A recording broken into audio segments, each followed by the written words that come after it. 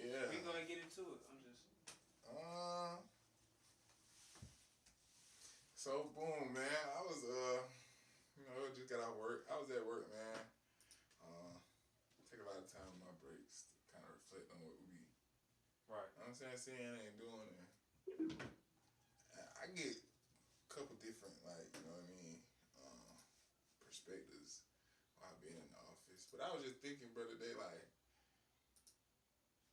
do people value your presence? Or do they just miss you when you absent? I think I said that right. I wrote it that whole. No. That's exactly how. Yeah, because I know exactly what you're talking about, and I'm glad you picked that one because I was looking at that the other day. I was like, that would be. Are they fearful of your absence? And that's what I mean. So, do people value your presence? Or are they fearful of your absence? They don't really value. They don't value you as a person until you ain't really around no more. I agree. Cause we about to really get into. Yeah, we gonna get into this one because this was a good one. Cause I was, like I said, I was thinking about that. I'm like, cause as a person, you only as good as the value you bring or what you bring to the table. Exactly. Or so people think. You got certain people that they notice what you're doing and then they hop on.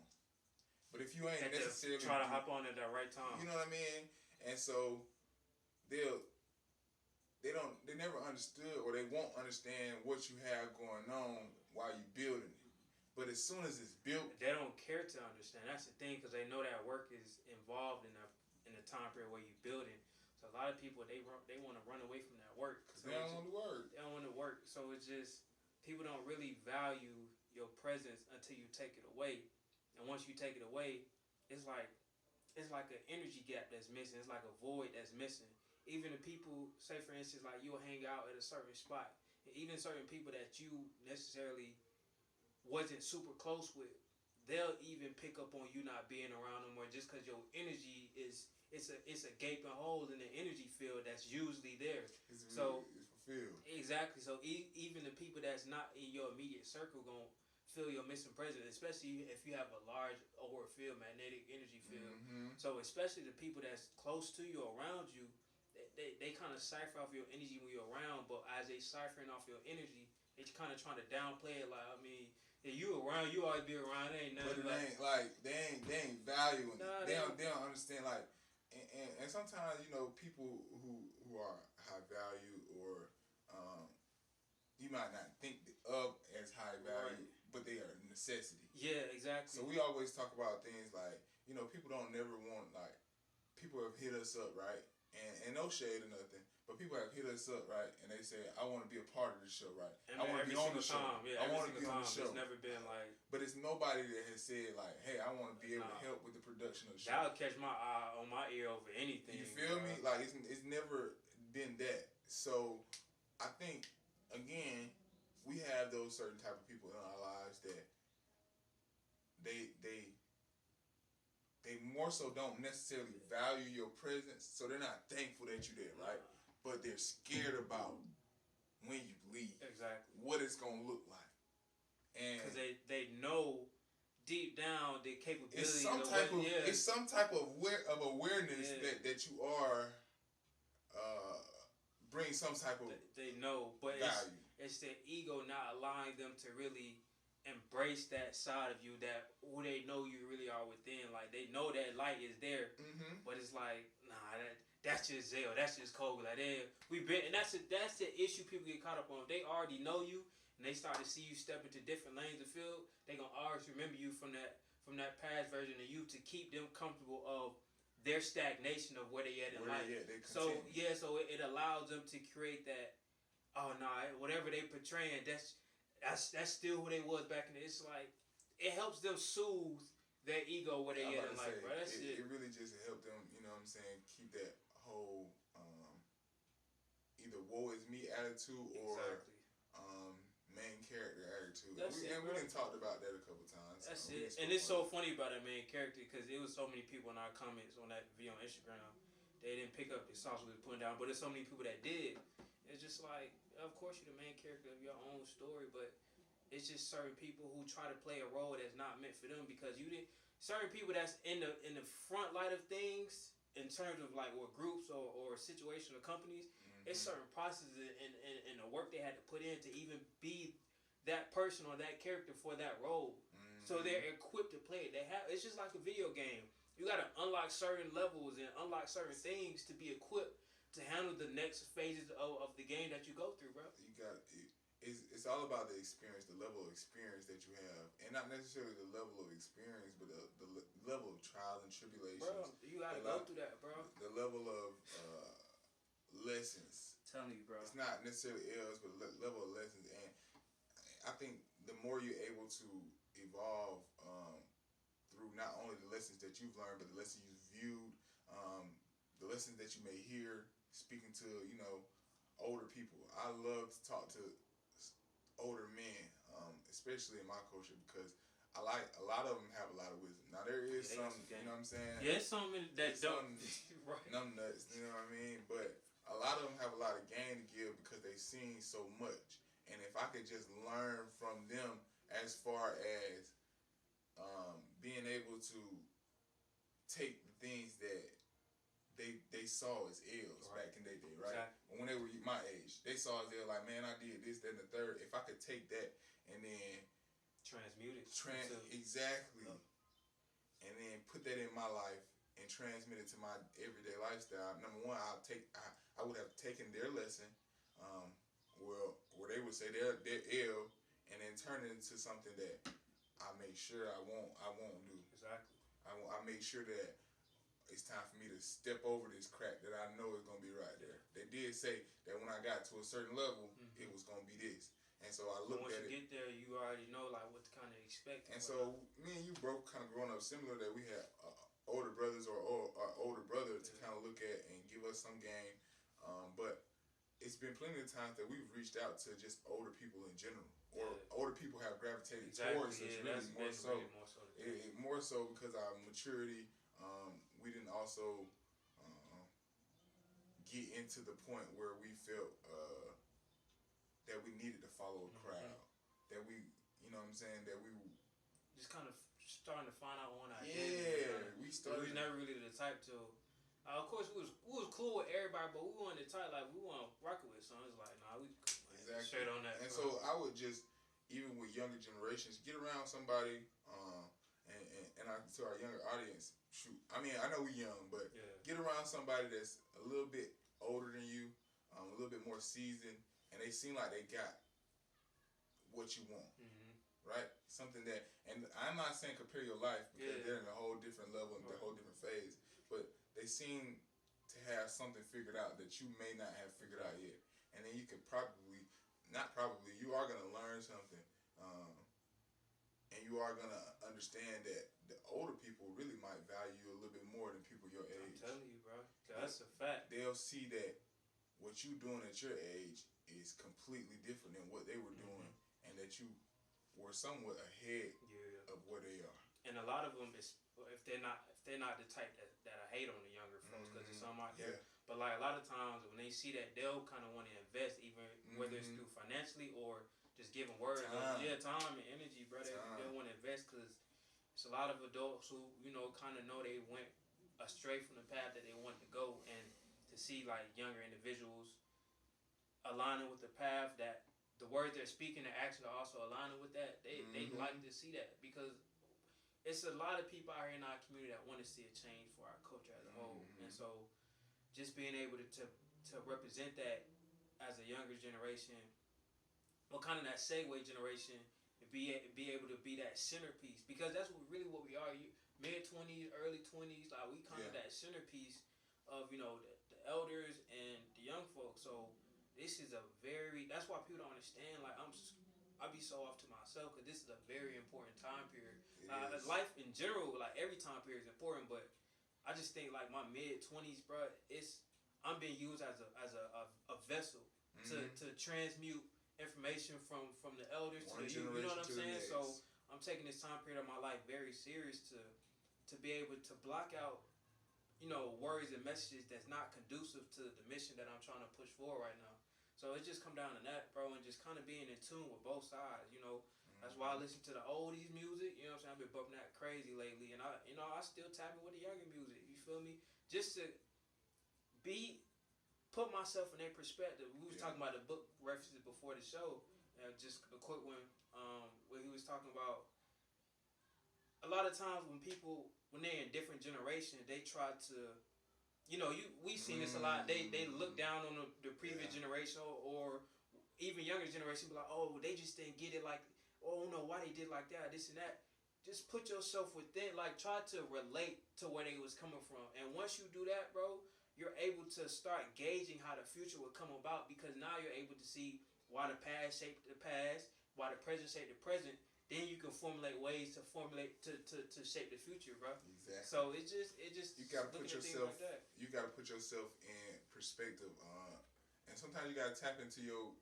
So if you're an older guy, right? If I'm sitting here at 40 something, and I'm like, why are these 17, 18-year-olds listening to this? Yeah. Put yourself in your 17, 18-year-old mind frame. What's the environment? What was we doing? Yeah. I know for us, more say, we was probably running around, you know what I'm saying? Running around Georgia, listening to Migos. Yeah, Migos. We was Schmigo. Yeah, we was you know what I mean? Like, you know what I'm saying? That's just real. So, and I think being able to, that's why me and the youth get along so well, and that's why they very receptive to the words I speak, because I don't come from a place of being condescending or speaking from a place of, oh no, I never did nothing wrong. No, bro, we had plenty of times.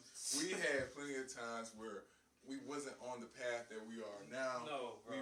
We it's true. Even now though, like being at this age, I still make mistakes. Yeah, I still have, I ain't gonna call it relapses, but I still have times where I allow some of my intrusive thoughts to take control, or it may be something that I will frown upon later on. Yeah. But it's about limiting those interactions with yourself, limiting those interactions with other people. I think every relationship, and I don't mean just intimate relationship. I mean just every relationship I have with someone. There's a lesson there.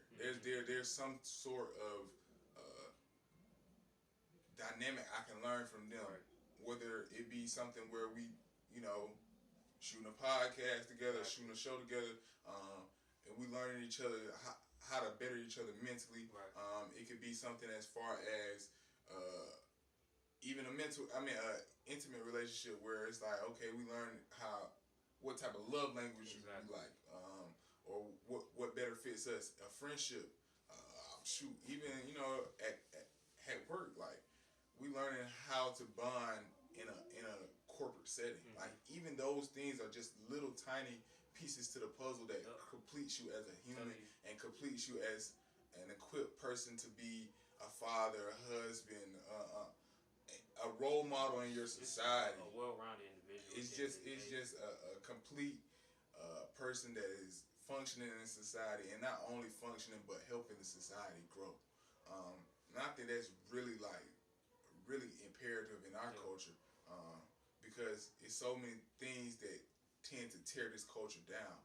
There's so many ways to be unproductive in this society. There's so many ways. There's so many distractions. You know what I mean? And they kind of segue in my next, topic. I don't even want to say topic, but it segue into the next section of just, I want to, first of all, thoughts and prayers to my alma mater. They just recently had. Moment of silence for them. Yeah. What you saying, bro? But they just recently had a mass shooting at the school, and I take myself back to, like I said, I take myself back to that younger generation, that younger me. I was there at 17, 18 years old, all the way in Baltimore, Maryland, by myself, 10 hours away, 12 hours away. In a sense, you can kind of internalize the stress you could be feeling. Exactly, even being able to, just be up there. My mom calling me every week. I can only imagine if that would have happened while I was up there. Yeah. I can imagine the calls y'all would have gave me, bro, are you okay? Like, what's going on? An update. I need an update. Like, what's wrong? Like, are y'all gonna have practice? Like, just things of that such.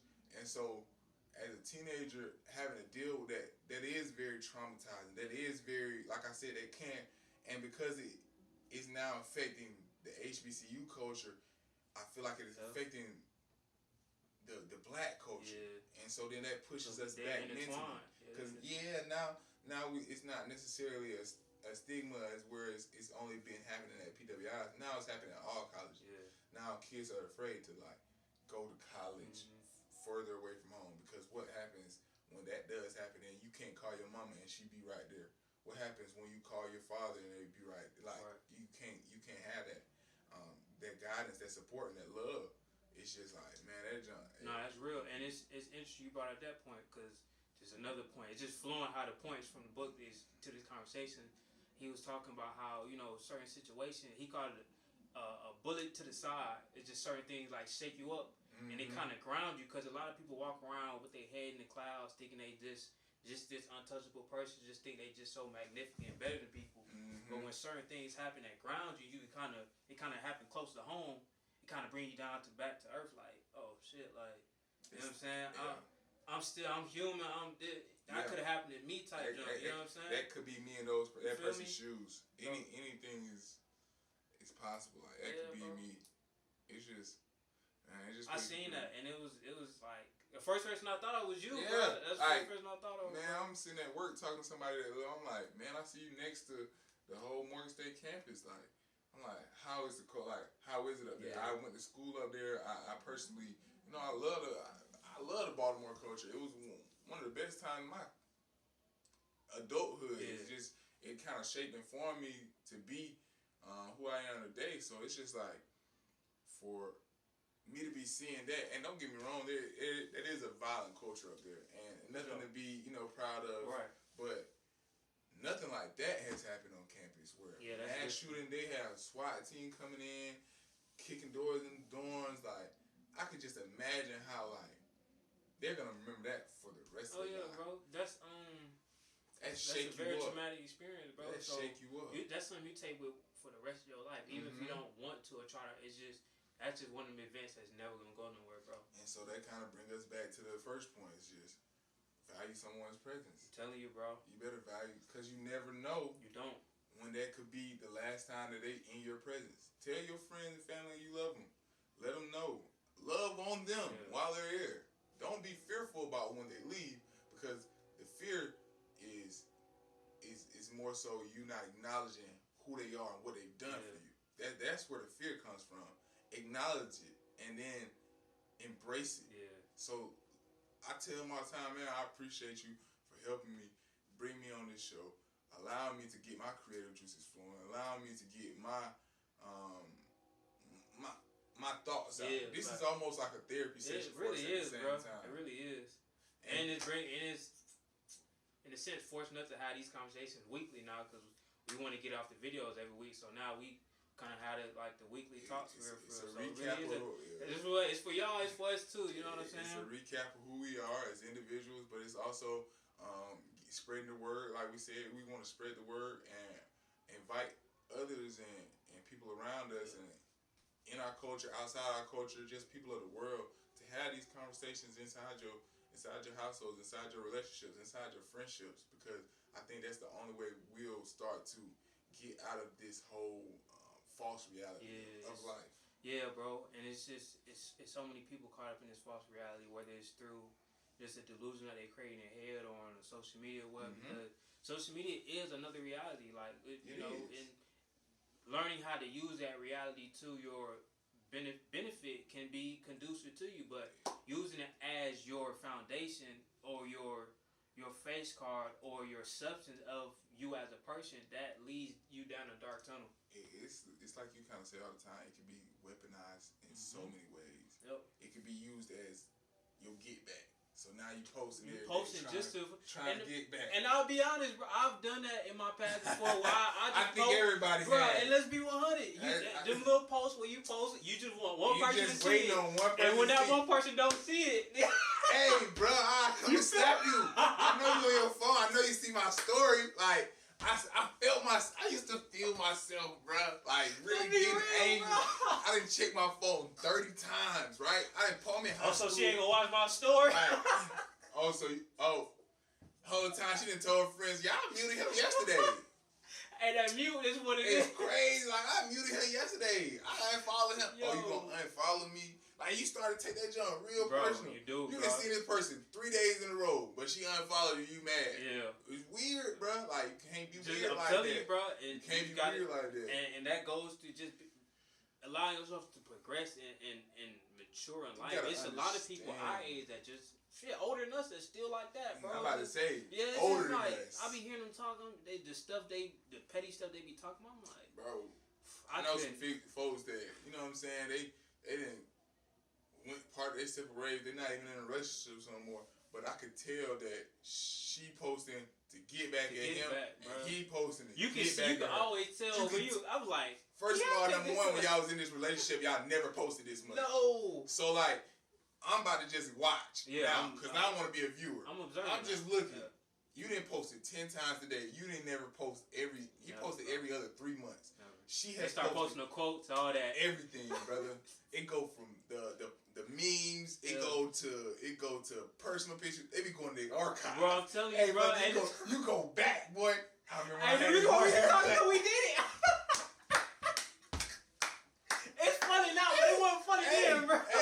Hey, brother, you posted when you had the Christmas lined up, bro. You took the Barbie extra good. You had some money in your pocket. What? Man, look, you get on Instagram, you get a post that jump, bro. You be like, hey, like, ooh wee.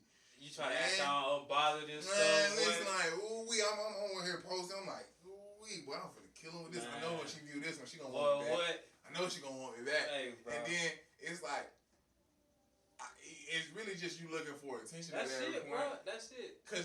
But see. And that's where we got, I feel like, uninvolved with each other because now it's like, you too good to just say sorry. Yeah, I agree. You too good at, all right, let me just call you. Hey, I'm about to come over. I ain't even on no, you know what I'm saying, non-sexual, nothing. I need some type of resolution if we gonna really end things. But we in a world full of uncontrolled egos, bro, to where a person feel like they say sorry, it's like, oh, now they got the one up on me. And it ain't even, bro. It's not for them. It's not, bro. It's for you to be at peace with the whole situation and to move on. That's why a lot of people can't move on from certain things because they just hold on to that. Just that person did me wrong. Man, just be like, man, you know, whatever. I've done that with any woman I had in my past. Like we just kind of had that disagreement or things didn't go how we wanted. I'm like, just know it ain't no animosity my way. Like it's all love. I don't hate you. I never will. Honestly, good. It just is. Life happens. First of all, it's too much energy to try to hate you. But just think about how much energy it takes to all the stuff we were just talking about. But it take a lot of energy to waiting for that person to watch your story, trying to flex on them, creating that facade. You didn't look at your phone for 10 hours in one day. That takes too much energy to have that animosity. And you waiting on them to watch your story for them not even to reply to it. Then you really look stupid. Now you really mad. You feelings real. Then you really look stupid. So now you gonna view my John. Ain't gonna say nothing to me. Like, no, she probably not. She waiting on you to call her and say, you know what? I do apologize. I know this was out of hand. I know I probably shouldn't have did this. This ain't even. Cause a lot of it don't be that serious, bro. I'm not trying to downplay what people go through, but I'm talking about like the petty stuff that people be. The real core. It just. When you get to the core of it, it's that you really just sit back and ask, and really not even sit back and ask, but really get in tune with it and say, why are you mad for real? Yeah. And I look at myself and I say, why am I mad for real? I done did that before. It's like, hold up, I really ain't even mad at the thing that you did. Real talk. I really might just be mad at the principle. But then, do I really even care about the principle, or am I just mad because you mad? Yeah. Am I absorbing your emotions? That's what it be a lot of the time. People absorb other emotions. Or am I deflecting because you mad at me, and I don't want you to be mad at me. Yeah. So now I'm going to deflect. And now I'm going to get defensive. Yeah. Or you mad about something that happened 3 weeks ago, but you ain't speak on it 3 weeks ago, and now it came back up. Right, it's emotional kung fu, bro. People just playing. So it just... Bro, it's interesting, bro. So it just comes down to the point of... Oh, man, we didn't want to rant. Bro, we done went down the rabbit hole. But we was honest with him, too, like, cause we've been in that space of... Oh, yeah, for sure. You know, trying to flex on your ex. We talked about that before. It just, bro, that shit takes so much energy, bro. Me and you have taught each other how to like going down that deep end, going off the deep end like that, multiple times. Real talk. Let me see what's. Yeah, it's. But just to round it off, bro. With that first point about people not, you know. Oh yeah. Cherishing your space or cherishing you as an individual, bro. You gotta understand, especially when you building something. That's just what it is. You know, a lot of people people don't have like they're very nearsighted. Mm-hmm. So when it comes to you building something that's not gonna happen in the near future, or it may, but it's no immediate evidence that it's gonna happen right now. People, man, they finna go on about it. They ain't for sure, like because it takes time and energy to put into it, and they feel like they shouldn't have to, but they want everything that reaps from it. It's because they feel like people are very entitled, bro. They want the end result, right? And we talked about microwave success and stuff like that, but people want. How about this? And I'm just using sports reference because we used to play football. Right.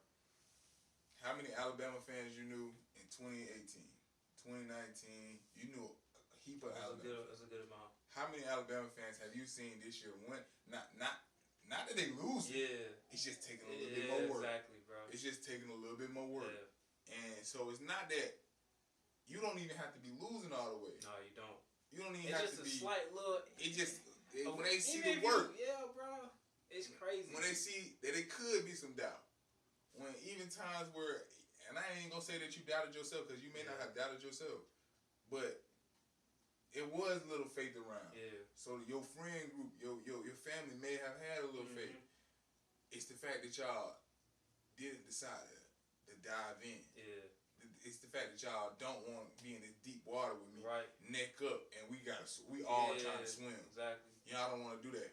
Y'all want the nice little arc that I done built after the fact. You, bro. You know what I mean? Then when you don't let them on the arc, it's like, oh, you moving funny. It's like, and it's like I ain't even moving funny. It's more so like at the end of the day, I'm just making sure that what I done built, I can protect. Exactly, bro. That's a simple. I mean, I just want to know what I built, I can protect. And because you didn't sit there and help me build it, I'm not gonna make you pay for it per se, but I'm also not gonna let you sit here kick your feet up on this yacht that I bought after I was in this ocean so entitled, bro. Be so swimming. entitled. And you can tell by the way they move sometimes. Just like, bro, I don't have to like. You know I don't have to. Yeah. I'm a nice person, right? And so I don't mind people trying to tag along, right? But then when you start acting like this something that you built, that's when I'm gonna check you. Yeah. I'm gonna check you. 100. I don't mind, you know what I'm saying? Because everybody, I ain't gonna sit here and say that you need a team. I ain't gonna sit here and say that, you know what I mean, like you don't need no entourage or entourage ain't nice. But one thing about it, if we ever get to the point where we got a nice following, right, and we got some people around us, you know what I mean, and making sure that we straight. Number one, if they really doing their job and they stayed down at the start of this, they're gonna be very well taken care of. Bro. Anybody who know like that's how we operate. They're gonna be very well taken care of. When we get to the point where then other people want to tag on, don't mind if you tag on. But there's certain rules and regulations about tagging on. Yeah, you ain't gonna get to do. You don't get the same perks, bro. You don't get the same perks. You don't get the same perks. It's tears, bro. You know what I mean? You might gotta pay for your flight over here. Your room and board might be free just because of the how things worked out. But you might have to pay for your flight. This person that stayed down and we going, you know what I mean? We're going to do big things and maybe we getting flown out for this. They coming. They a part of the team. I feel like that shouldn't have to be explained either. Well, people will I don't think so either. People will make you have to like. It's like, I don't think so either. You want me to be the bad guy? You see what I'm saying? I don't mind being a villain in nobody's story, honestly. But it shouldn't. That type of effort or that type of I would say circumstances shouldn't have to be like. I shouldn't have to sit here and say like, bro, you know you can't. What? Come on, bro. Cause now I feel like you at this point think I won't. Exactly. and you think I'm a yes man. Never been there. Yeah, nah. So it's this question I was thinking about.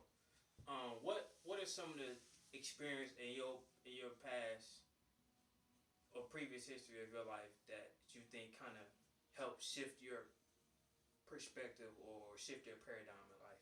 What are some instances you came across that kind of made you shift your paradigm into you started seeing things differently, started thinking differently? I got a couple. We when we were in high school, I'm gonna start just when me and you met each other. Yeah. And because when you're younger, you still a little bit free, so you still don't have the you still freedom, right? It's still like you living on your parents and things of that such, or you got people taking care of you. Mm-hmm. When we start getting around like high school and stuff like that, yeah, I would say like graduating high school. Yeah. That really our senior year in high school. Right. Coming up to graduation. I started to see senior high school, boy. That shift my whole perspective on people, right? Yeah, bro. That really put me into the point where like I started looking at people differently. I had a lot of respect for my peers. I still do. Likewise. But I would say the way they was moving like they was about to die. Yeah. And when I say that, I mean they living. Yeah. They living too fast. Yeah. But it's so because it's so interesting you say that because it's some people who treat high school like it was the end all be all. Like this was who they was gonna be. It's like we got life after this. Y'all know that, right? High school was cool, 17, but we 18.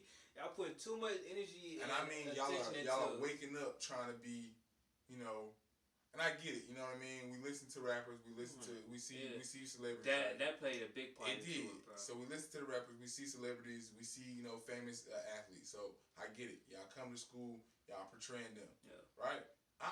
And I understand that. I was never one of those people that kind of wanted to be the rapper. Yeah. I never wanted to be necessarily the famous athlete. I just wanted to be really good and make it professional. Yeah. That was my goal. I didn't want to be a famous actor as well. I didn't want to be any of those things. So I would say the difference that really showed me that there are certain people that are content with where they at or think that this is the end of their life or this is who they're going to be after this. So that shifted my perspective of, okay, there is people out here that really view certain levels of their life as the end. Yeah. Like they think, oh man, I can't do nothing more. Yeah. So that one had me like, okay, I can't be like that. Can't. Just me. I'm like, nah. I gotta go to college. Yeah. I'm ready to go to college, or I'm ready to get out the house, see what the hell. Yeah. I'm ready to see what the world has to offer. So boom, that I would say that changed my life. Going to college in a different state. So just getting out the state of Georgia, getting out the city of Atlanta, going to see a different culture. We got DMV, we got Go-Go. These folks don't even listen to Amigo. Yeah. You know what I mean? They might listen to one or two songs. They got their own rapping style, their own style of music. Then it's different mix of culture because I'm up there by DC. It's just a different lifestyle. The dressing is different. The like I said, the clothing, the lingo. It's just like wow, like it's more to life than just. I knew it was more to life than just high school. Now that you've seen it, it's like okay, it's so different. I got into that. So then I'm like, all right, that was different. I then moved to North Carolina. A little bit slower, a little bit more of my roots of the country and stuff like that. That didn't really shift my perspective, but then it's what happened in North Carolina. So then I became a father. Yeah, that was So that really recently. So tell the people what was the thought process like when you first came into that information? Because this is the first time they hearing about it. Yeah, this is the first time. This is the first time I'm sharing it. Yeah, publicly. Like mentally, what was? I'm mentally still. It's still fairly new for me. Yeah. I'm mentally still trying to wrap my head around it. But it's a moment of joy. It's a moment of nervousness. I took a lot of coaching from older people. Mm-hmm. My father, friends and family that were older, uncles, cousins, brothers, like other people kind of mentored me through it. It's just a different perspective of life. You have a different responsibility, and I get it. I'm young, so being 24 and being a father is very, very new for me.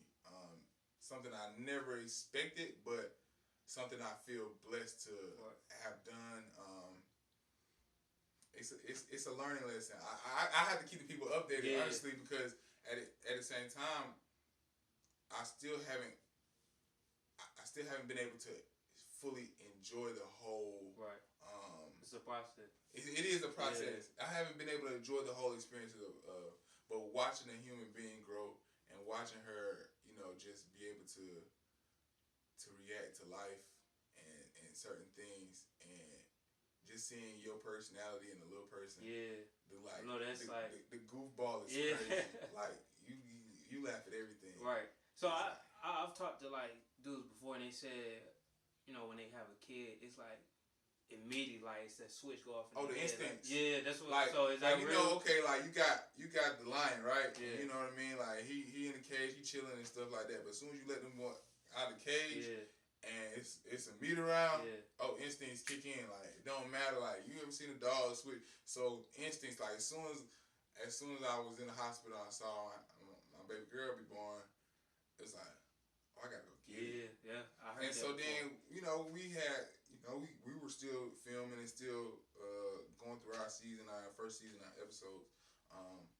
Whole time, I'm confiding in you because you bro, so you understand. Right. I talked to my brothers about it as well.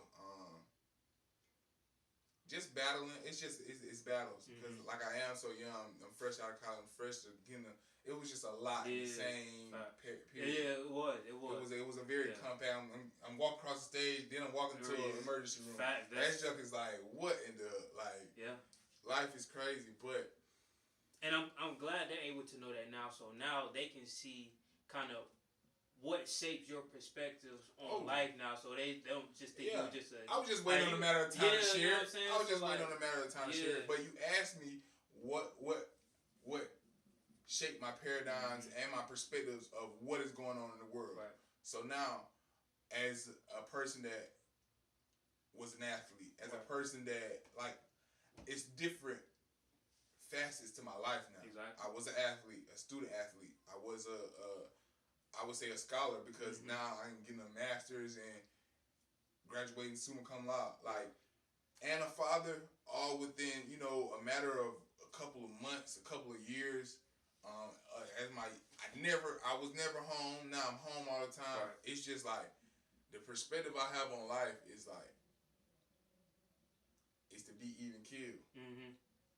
Never too high. Never too low. Never too low.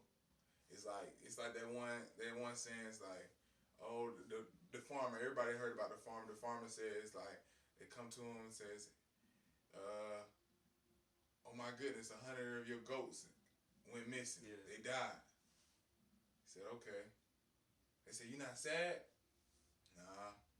He said, next day come, oh my goodness, you just got 200 more goats. The bounce back. Said, are you so blessed? He said, I guess. Yeah. So you're not happy? It's just rainy days come, bro. That sunny days, that's just you feel me? Life, bro. Keep going. He said the next day he found out his son broke his leg. They're like, you're not sad? You must be so sad. I'm alright. Next day, the armed forces come in and try to recruit his son. Yeah. His son got a broke leg. They can't recruit him. 1,000 men in that army died. In that war died. They said, oh my goodness, you must be so happy because your son didn't get picked and everybody else's son died. So you gotta keep that even keel because it grounds you. You gotta be humble. I've always known, even when it's going good, even when I'm sitting here, HBCU national championship, man, they like, how you feel, bro? Yeah, facts. He like, you know me. He like, nah, you gotta turn up a little bit, and you can. And I'm not saying don't celebrate. You know what I mean? Don't celebrate the wins in your life. Don't celebrate the little momentous moments that you have. But don't bask in these moments. Ain't no point. Once you bask in, it's like you get stuck in that period of time. And we've known many people that have done that. They immerse themselves so much in the past period of their lifetime that they're not allowing themselves to grow into becoming to a new version of themselves because they're so stuck in that one moment or that one particular pastime of their life. It's just you got to grow past that. Yeah, you got to grow. It's more growth. Yeah. What about you, brother? I got a couple too. I say the one earliest, like even before high school, was when I see my dad pass away in the hospital. So that one, it hit me, bro, because it's like when anybody who, it was some form of cancer that he had, but anybody who's been around a family member who's been sick, and it's like a process to them passing away. It's like you see the progression, like it's nothing. I'm a kid, so I'm seeing the condition he in, and I ain't. This is my first time talking about it publicly. So it's like seeing the condition that they in. And as you a kid, you can't really do nothing about it. But at the same time, we didn't have no super close relationship. So the day I seen him pass away on the hospital bed, I didn't know what feelings to feel. Yeah. Like I didn't cry until the funeral because that's when I really realized it is so interesting because I had two dynamics I was dealing with. I was like, damn, should I be mad at him because we never really had that connection? Or should I be sad because we ain't gonna never have that connection? You know what I'm saying? So it messed me up, bro. And it was just that right then. It kind of molded it shifted my paradigm. It kind of matured me in a sense to where just grounded me at an early age and just understanding and realizing that certain things happen in life and just being I wouldn't say being okay, but finding that peace. Cause I could still be to this day being in that type of phase where I'm mad or I'm sad or I'm hurt or something, but it's just finding peace within that situation and just it was what it was and to just learning to grow from these situations, man. I mean that's all you really can do with life a lot of times. You feel me? Sometimes of course I would have loved to have my dad in my life, through my early years growing up, but that just ain't the way it happened, and just not the cards you dealt. Yeah, and it's just like the situation we were talking about with Morgan State. Me seeing my dad pass away in the hospital bed, that's something I'll never forget, bro. Never forget. It's just ingrained in me. So just finding ways to transmute pain into purpose, in a sense. You know what I'm saying? That's one of the reasons why I do go hard. You feel me? Just seeing a family member pass away at a young age, it's like I'm not gonna throw my life away. Not to say he did, but he did a lot of things that contributed to his health. You know what I'm saying? Yeah. So it's just like I can't be that, bro. Like even on the side, standpoint of if when I do have a kid, I'm gonna be there, bro. Cause I know how it felt to not have that, and I don't want a situation to where it come about like how we had where. I tap up out of here. I never had a relationship with my kids, not knowing how that's gonna make them feel, or I will because I went through the same thing. You dig what I'm saying? So listening to your perspective of it, right? I just to tap in my life a little bit. I am practicing a form of co-parenting, right? Me and the mother of my child decided that we weren't gonna be together, as far as intimate. Yeah. At the moment, I think. Just hearing you and hearing that pain in your voice, it also drives me, right? Yeah. I had the external and the intrinsic motivation to go and see my daughter, right? To make sure that we had a relationship. Exactly. But when you talk about your pain and how it felt, it drives me as a father now. I gotta make sure I build that relationship in any way possible. Exactly, and Billy Sorrells and D-Lay was talking about it on a podcast one time, the Did You Miss Me podcast. He was talking about how D-Lay was saying how even when he got on, his dad still ain't come around. He just wanted answers on why. Like, why you ain't. Why? So and Billy Sorrells was saying like how he has a kid with somebody that he's not in a relationship with, and Bill was like he be trying sometimes, but it be hard because the baby mama drumming. D-Lay was like, bro, try. drop, bro. Your kid gonna appreciate that at the end, the effort you have to try. You have to do it because at the end of the day, it's not the child did nothing wrong, right? And it's not their fault that they're here. So it just like me personally.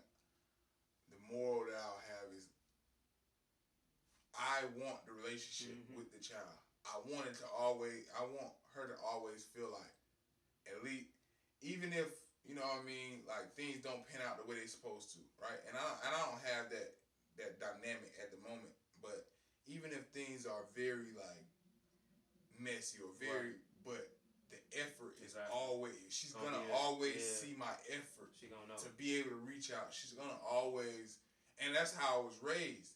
And so being raised like that and coming from a family like that, I'm thankful that, you know, my father showed me that, like, no matter what, man, it's the effort. It's what you do. It's how you do it. And learning, like, through different aspects and different facets of my life, it would just say different perspectives. How you do anything is how you do everything. So I can't sit here and say I devoted 17, 18, 19 years of my life, right, to football, and I don't do the same to my daughter. I wouldn't be able to sleep at night. I wouldn't be able to say I gave life my all. Real talk. So it just, I get it, man. I really do get. I get the perspectives of single moms. I get all of that, right? I'm living that life. I've lived that life. I see it. I'm in it. And I think that's why me and you have these conversations. Again, this just double back to why we are speaking on this platform, because there is people in the situations, in the seats that we're in the cases that we're in, and they may not know how to talk about it. They may not have somebody to talk to about it. They may just listen to this and talk to themselves in their head. But we want to motivate the culture. We want to motivate people to start to have the conversation. And I want to be able to give people the platform, the younger generation the platform, the people in my position, the people that can relate to me, the platform to come here and speak and reach out to us. Yeah. Now, we're not therapists. We're not relationship counselors. No, none of that. We just normal human beings that feel the emotions that you may have felt, and we want to be there for people that's like us, no matter the color, culture, ethnicity, anything. We want to be there for people like us, and we want to be that voice. Facts. And just to round out the rest of the, high school shaped my perspective. I think high school shaped damn near everybody's perspective. Oh, yeah. Like, you know what I'm saying?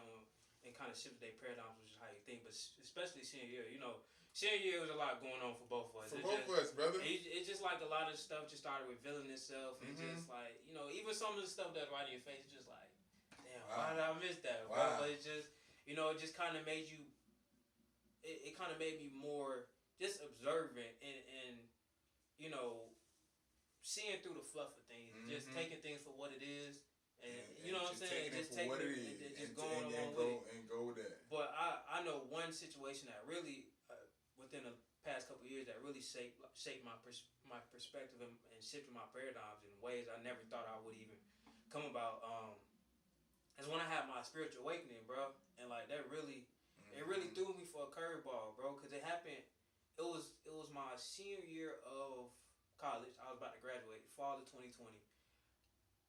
I just finished heat pressing some hoodies. Anybody who know me, I was making hoodies on campus. So I'd be heat pressing hoodies and shirts in my dorm room. Real trapping out the dorm room. You know what I'm saying? Real talk. You know what I'm saying? How to get it. So, I had finished my inventory for the day. So I went walking around campus, and I took a stroll. We got a graveyard right next to the college, which is very creepy, bro. It's very creepy. But we got a graveyard right next to the college, and they have like walkways we can walk through it. So it's nighttime, like 9 o'clock, 9 p.m. Mind you, I've never walked around campus, but something was just telling me, bro, walk around campus. You about to leave anyway. So I'm like, all right, cool.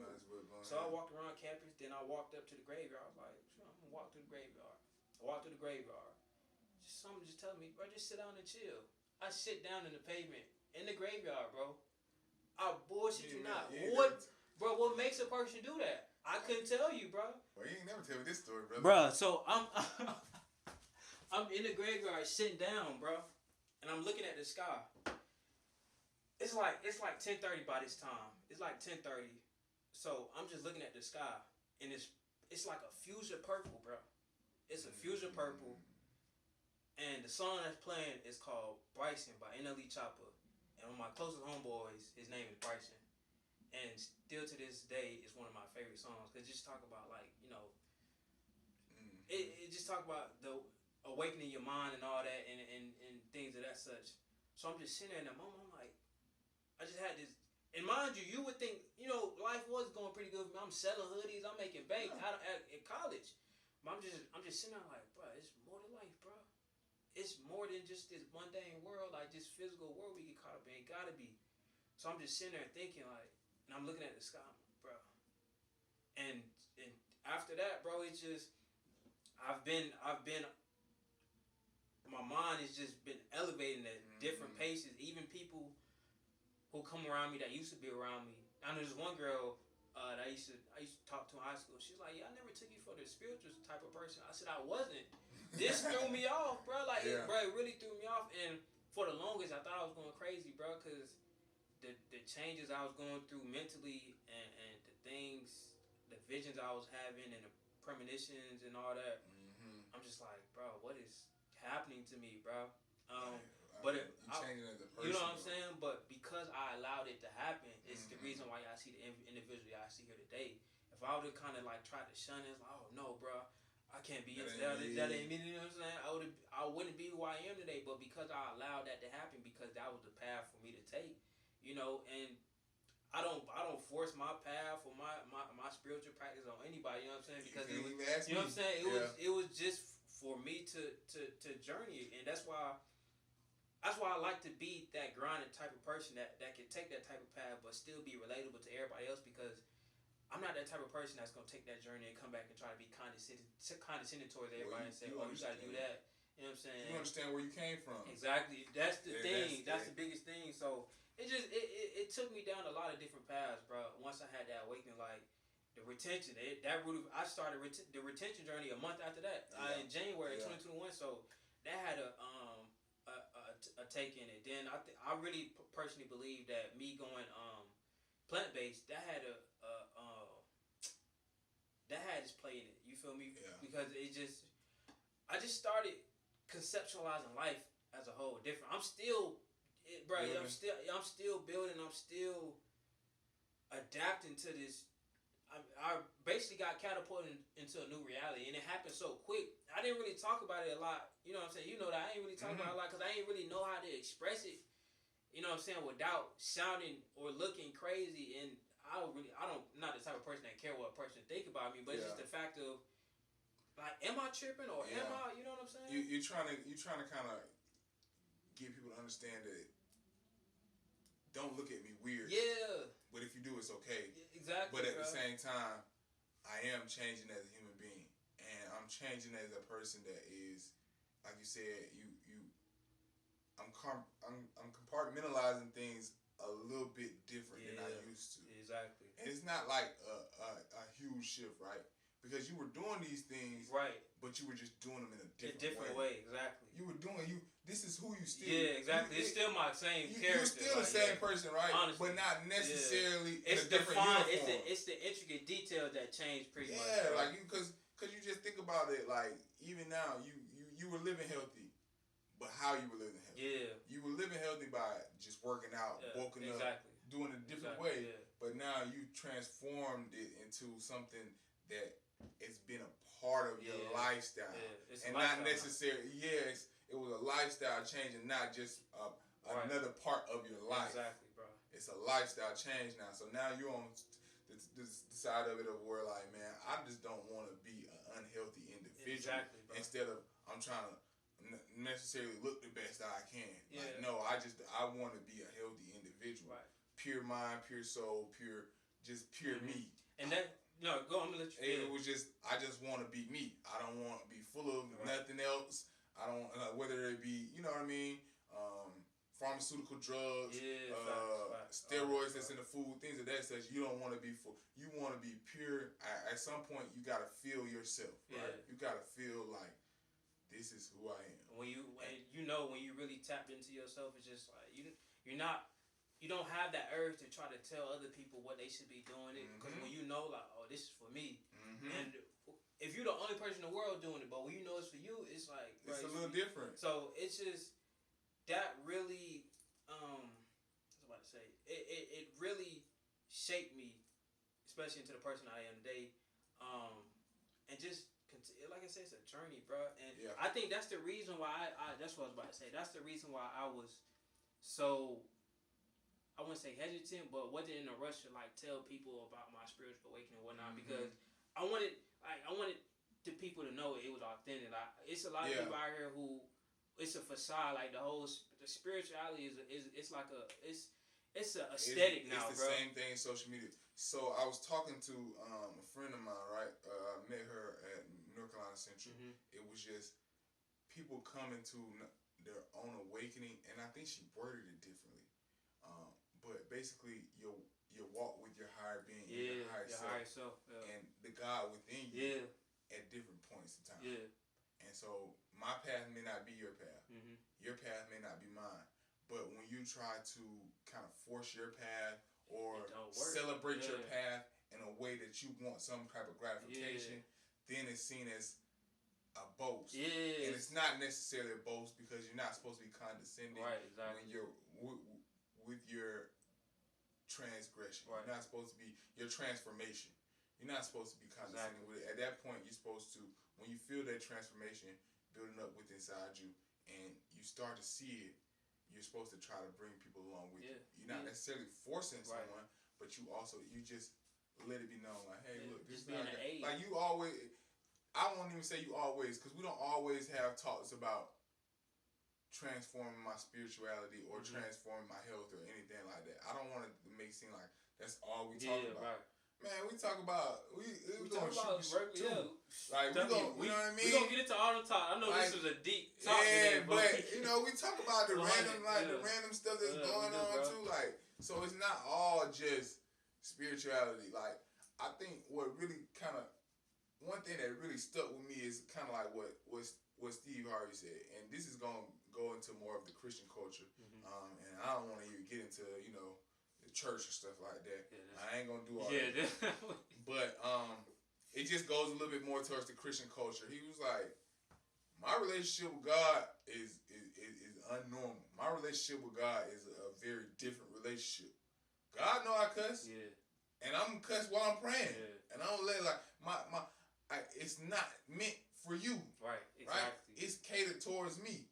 And the fact that I know he is listening to me, and I know that our relationship is our relationship. I ain't trying to be nobody else's relationship or nothing like that. Is because even when I cuss in my prayers, I'm still blessed. Tell you, he still didn't bless me in different ways. He know it's authentic. He know it's genuine. Or whatever the source, it know it's authentic. I still was able to tap into my higher being, even though I may not have made drastic changes. Right.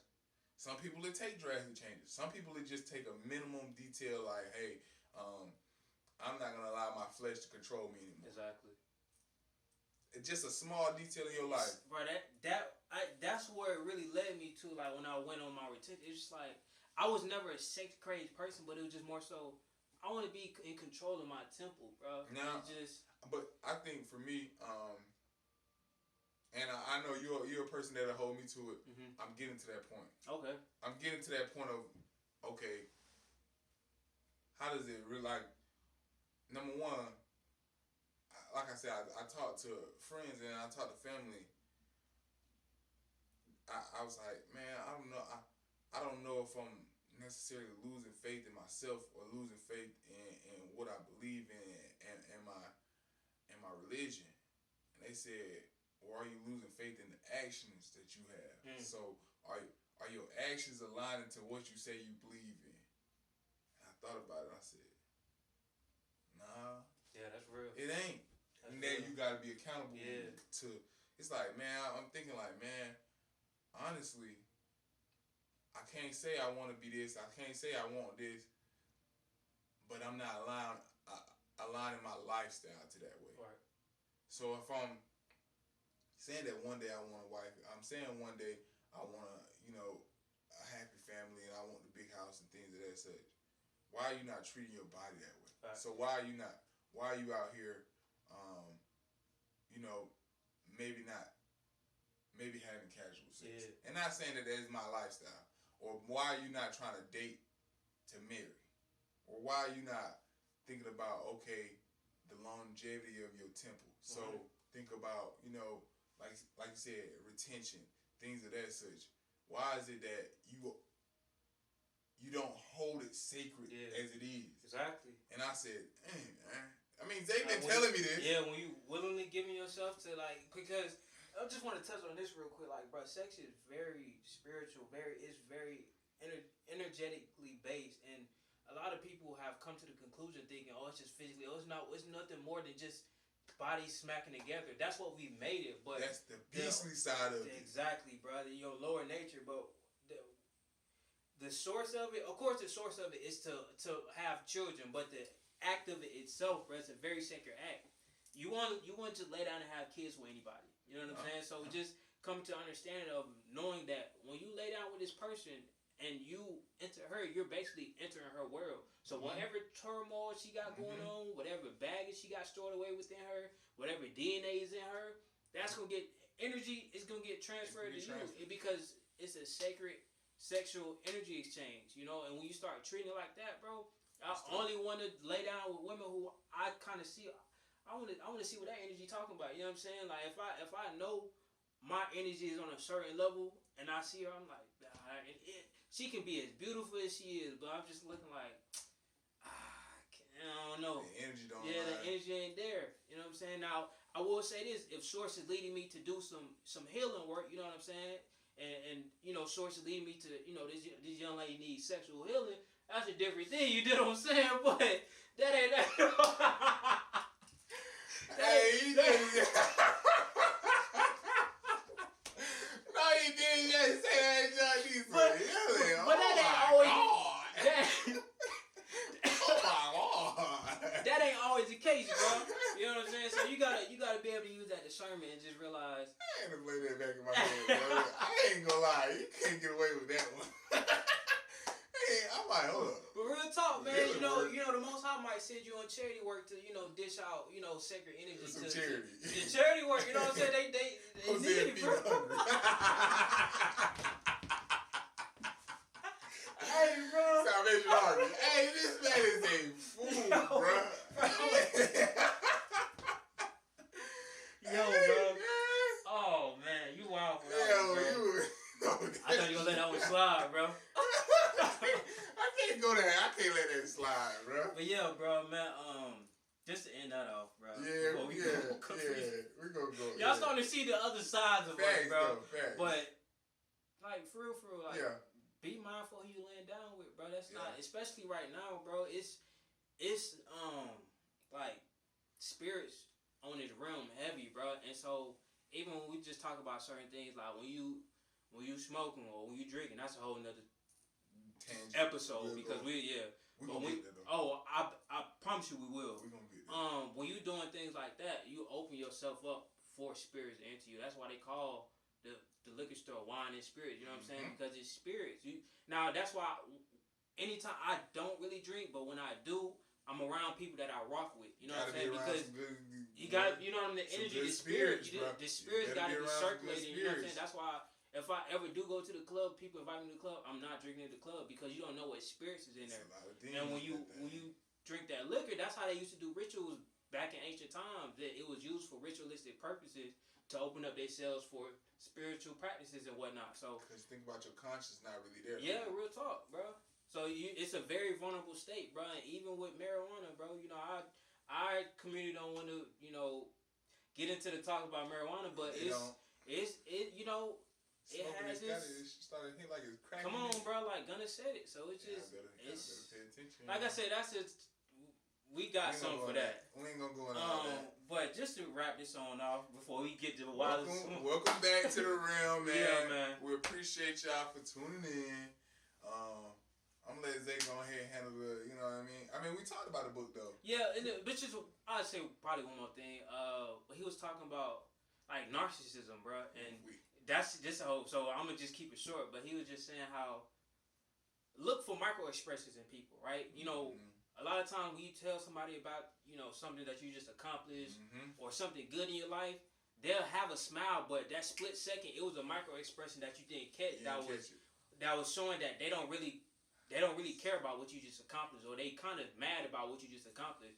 So it's real. It's either like a hand gesture or it's like a little tense movement, or the raising of the eyebrows. It's real small details. So you got to catch it as soon as you tell them. Look for it, because after that micro expressions happen, they consciously tap back into forcing a smile or forcing congratulations. But the micro expressions and narcissism is real, because it's different type of narcissism. There's ones that blatantly is like they'll show it. Then there's ones that's like behind the scenes, undercover. They real good at disguising it. So you gotta kind of peel back through them layers and just reading people, bro. Learning people. Use it as a hobby. Learning people and reading people. Treat that as a hobby, bro. People watch. It's a lot of patterns that you'll be able to realize and see. Just going to the mall. Like my favorite pastime. I work right next to the mall. Man, I go to the mall. I just want to watch people walk. Yeah. It's their patterns. You look at how they interact with those around them. You look at how they dress. It's different patterns, and you'll be able to read people that you interact with on a day-to-day basis by just their patterns. Just what they do when they come in, how do they maneuver, the things of that, and you'll be able to see those small nuances on those narcissistic people. I promise you will. Hey man, this has been we've been through we probably made some people cry. We took some journeys today. Real talk, bro. We took them to church. Yeah, real talk, bro. We took y'all to high school. Tell you, took y'all to the spiritual realm. We took y'all everywhere today, man. That's what happened in the realm, man. Hey, real talk, bro. So, yeah, keep rocking with us. We're gonna keep rocking with y'all. For sure. I'm your boy Zay, man. Cold. Hey, and we're gonna catch y'all on the next video. Peace. Yeah, man. We out here. We about to go head to the Yeah, come on. He got what's going on. I like that shirt too.